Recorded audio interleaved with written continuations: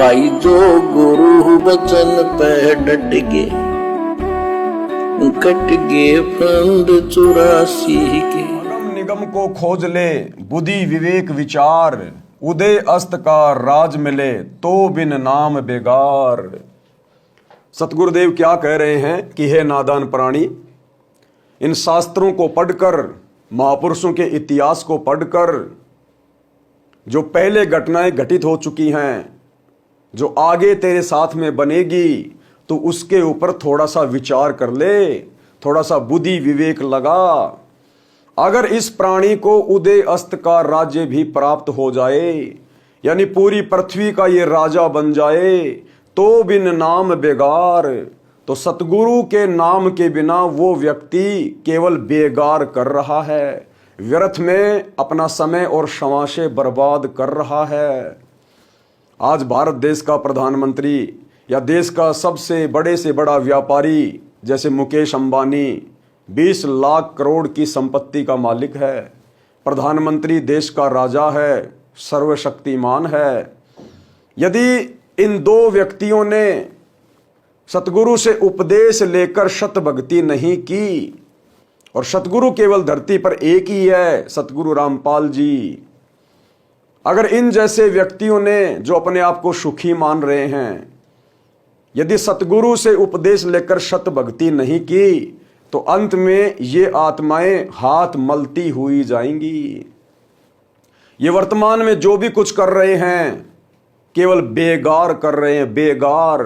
आप और हमें लगता है कि ये तो बहुत कुछ प्राप्त कर रहे हैं, बड़ी संपत्ति का मालिक है, देश विदेश में कारोबार है, बड़े बड़े मंत्री प्रधानमंत्रियों से इनके संपर्क हैं, जानकारी हैं, लेकिन अंत समय में जब इनकी मृत्यु होगी, क्योंकि अमर तो कोई रहेगा नहीं, जाना तो सबको पड़ेगा, मंत्री को भी प्रधानमंत्री को भी, लेकिन अंत समय में बिना सतगुरु की सतभक्ति के ये आत्माएं खाली हाथ जाएंगी परमात्मा के दरबार में, धर्मराज के दरबार में नंगे होके खड़े होंगे। और परमात्मा पूछेगा क्या कमा के लाया, तेरे को मनुष्य जन्म दिया था। फिर वहां इनके पल्ले कुछ नहीं होगा सिवाय नीची गर्दन करके खड़े होने के। क्योंकि यहां तो हमें ये बहुत पैसे वाले दिखाई दे रहे हैं, बहुत ज्यादा सुख प्राप्त दिखाई दे रहे हैं, लेकिन सतगुरु की शत भक्ति के बिना इनके पास में कुछ भी नहीं रहेगा। ये यहाँ की जान पहचान, यारी दोस्ती, फैक्ट्रियां, रिश्तेदारियां, धन दौलत, परिवार, ये सब यहीं रह जाएंगे। दो मुट्ठी राख बन जाएगा ये शरीर अंत में। और फिर ये प्राणी पछताएगा जब यम के दूत इसकी पिटाई करते हुए लेकर जाएंगे। जो शत भक्ति नहीं करता उस प्रधानमंत्री को भी यम के दूत नंगा करके लठों से मारते हुए लेकर जाते हैं। जो शत भक्ति नहीं करता उस 20 लाख करोड़ के मालिक को भी यम के दूत नंगा करके लठों से पीटते हुए लेकर जाते हैं। हम यहाँ उनकी 12वीं मनाते हैं, 13वीं मनाते हैं, उनके नाम के जश्न मनाते हैं, उनकी बड़ी बड़ी मूर्तियां बनाते हैं, और वो कहीं 84 लाख योनियों में धर्मराज के द्वारा डाल दिए जाते हैं। वे महापुरुष तो गधे कुत्ते सुअर पशु पक्षी बनकर घूम रहे हैं, और यहाँ उनकी मूर्तियों की पूजा की जाती है, उनके गले में माला डाली जाती है, उनकी जयंतियां मनाई जाती है। तो इस काल ने हम जीवों को बिना सतभक्ति के और बिना सृष्टि रचना की जानकारी के इस प्रकार से उल्लू बना रखा है, उल्लू। तो बेगार क्या है, गुरुदेव ने बहुत ही अच्छे शब्दों में बताया है। अगम निगम को खोज ले बुद्धि विवेक विचार, उदय अस्त का राज मिले तो बिना नाम बेगार। भावार्थ, पुराने समय में पुलिस थानों में जीप कार आदि गाड़ियां नहीं होती थी। जब पुलिस वालों को कहीं रेड यानी छापा मारना होता तो किसी प्राइवेट 3 व्हीलर या 4 व्हीलर वाले को जबरदस्ती पकड़ लेते और उसके व्हीकल 3 व्हीलर या 4 व्हीलर में बैठकर जहां जाना होता ले जाते। ड्राइवर भी 3 व्हीलर वाला होता था तथा पेट्रोल डीजल भी वही अपनी जेब से डलवाता था। उस दिन की दिहाड़ी भी नहीं कर पाता था। पुलिस वाले उसको सारा दिन इधर उधर घुमाते रहते थे। आम व्यक्ति तो ये विचार करता था कि ये 3 व्हीलर वाला आज तो बहुत ज्यादा कमाई करेगा, सारा दिन चला है, परंतु उसका मन ही जानता था उस दिन उसके साथ क्या बीती होती थी। ऐसे ही राजा लोग इस जन्म में भक्ति ना करके केवल राज्य व्यवस्था को बनाए रखने में जीवन समाप्त कर रहे हैं, तो वे बेगार करके जाते हैं, यानी व्यर्थ में अपना जीवन बर्बाद करके जाते हैं, अपने मनुष्य जीवन को और अनमोल श्वासों को बर्बाद करके जाते हैं, खाली हाथ जाते हैं। पूर्व जन्म के धर्म कर्म से राजा बनता है, वर्तमान जन्म में उसी पुण्य को खर्च खा रहा होता है।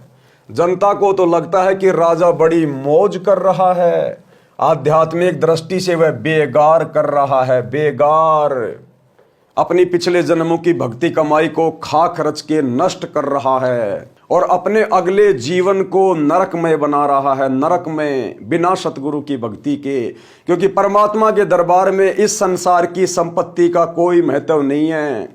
परमात्मा के दरबार में तो भक्ति की कमाई की वैल्यू है, भक्ति धन की। कबीरा सब जग निर्धना, धनवंता ना कोई, धनवंता सो ही जानिए जिसके पास राम नाम धन होए। अब उस प्रधानमंत्री के पास, उस बहुत बड़े व्यापारी के पास, जिसने पूरे जीवन सत भक्ति नहीं की, 2 के 4 बनाने में लगा रहा, वो यहाँ की संपत्ति भी ऊपर नहीं लेकर जा सका और सतगुरु का भक्ति धन भी उसके साथ नहीं। अंत में उसको 84 लाख योनियों में डाला जाएगा, 84 लाख योनियों में। और परमात्मा कहते हैं कि सत भक्ति ना करने वाला प्रधानमंत्री तो सीधा गधे की योनि में जाता है। कबीर परमेश्वर कहते हैं, एक हरि की भक्ति बिन राजा गधा हो, माटी लदे कुम्हार की घास न डाले को। भक्ति कमाई नहीं कर रहा है। यदि व्यक्ति पूर्ण गुरु से दीक्षा लेकर भक्ति नहीं करता है तो उसको चाहे उदय अस्त का यानी पूरी पृथ्वी का राज्य भी मिल जाए तो भी वह 3 व्हीलर वाले की तरह व्यर्थ ही मारो मार यानी गहमा गहमी कर रहा है। उसे कुछ लाभ नहीं होना। इसलिए राजा हो या प्रजा, धनी हो या निर्धन, सबको नए सिरे से भक्ति करनी चाहिए। उसी से उनका भविष्य उज्जवल होगा।